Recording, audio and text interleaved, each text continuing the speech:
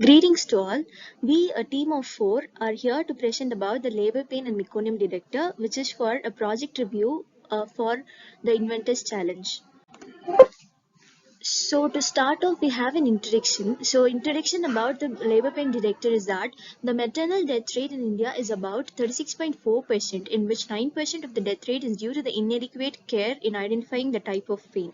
So it can be a true pain or a false pain. The latest research indicates that due to remote locations and high risk factors, about 1,12,000 and over women give birth at home. This is a very dangerous situation because this would result in a variety of prenatal abnormalities as well as birth defects in the newborns.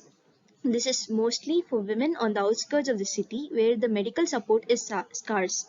This proposed portable equipment aids in the identification of real pain pulses, saving pregnant women from difficulties. So here is a block diagram in which we can find the connections from the LCD to the STM32 controller and to the potentiometer, which is connected instead of the EMG sensor. So for LCD connection, the first pin and the last pin along with the DB5 pin is connected to the ground, followed by VDD, which is connected to PD12, V naught, which is then connected to the PD11 pin in the STM controller. Then we have the RS and RW pin connected to respectively PD12 and PD10 as follows. Then the enable pin, which is the sixth pin, is connected to the PD 9th pin. Followed we have the pins which are connected to PD5 and PD4, and then a pin from the LCD which is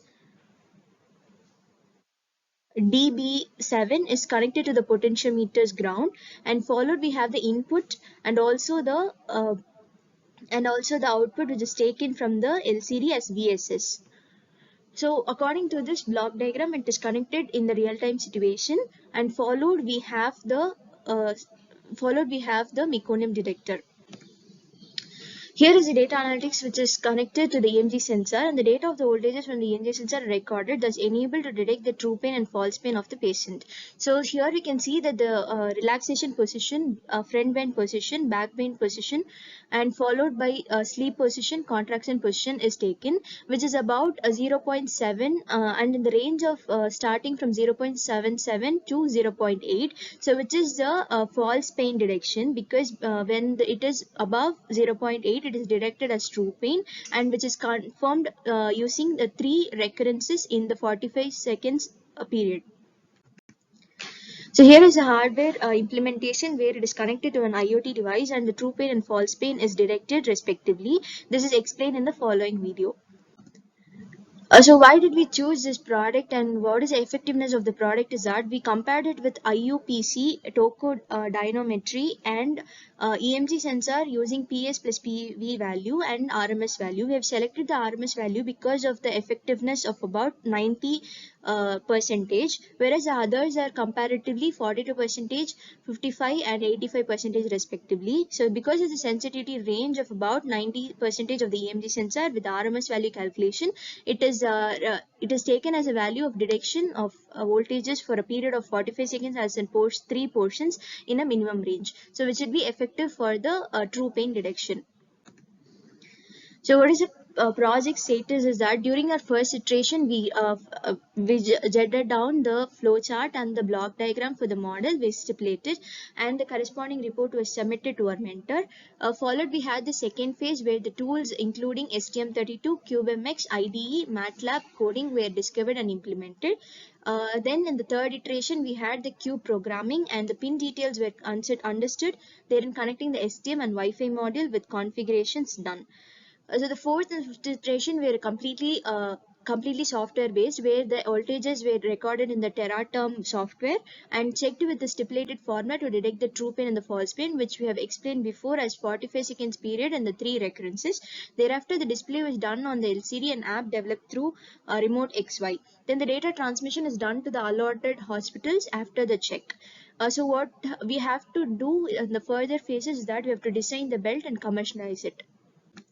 So coming to the end of the primary basis of our project, which was the labor pain detector, here it is the second goal of our project to identify the meconium, which is a waste product that is prevalent in amniotic fluid and is exceedingly unpleasant to both mother and child.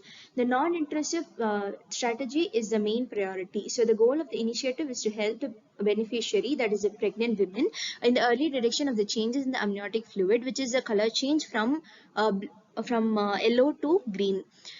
This is due to the many contaminants which is present in the meconium. The problem in meconium is detected by the pseudo color image processing and photoacoustic imaging, which is done using the MATLAB programming.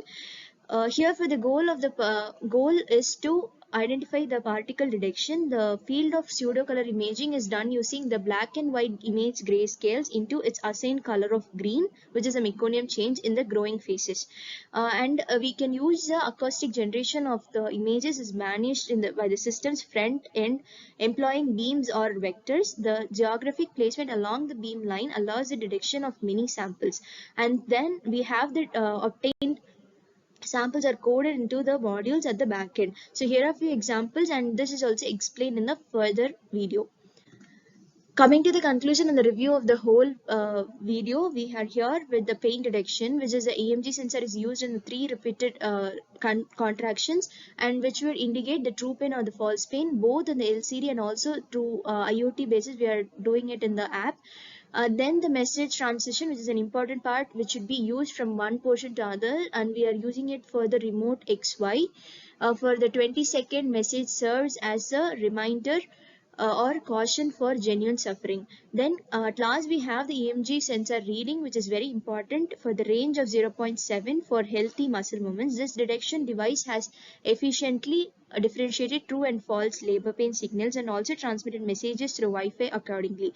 So why have we chosen this problem and understood about this is that we have a comfortable and convenient for pregnant women at serious cases who are in the rural areas, and there is a possibility that the infant may be in an unusual circumstance like umbilical cord surrounding baby's neck, fetal hand or leg approaching the cervix, and lessening of a fetal oxygen supply. And at last we have it that to overcome all these, we may also include a fetal heart rate monitoring system at very worst cases, which keeps track of the baby's well-being while it is still inside the mother. So coming to the end of the PPT, we are here to notice you about two things which we noticed, that the STM controller board which you gave we were not able to do in it because of few changes. But we have done it in a different STM controller of the latest version. And the second thing is we were not able to complete the entire project, that is of the meconium detector in the STM controller, which we have done it in the MATLAB, and for further commercialization we would be able to do it.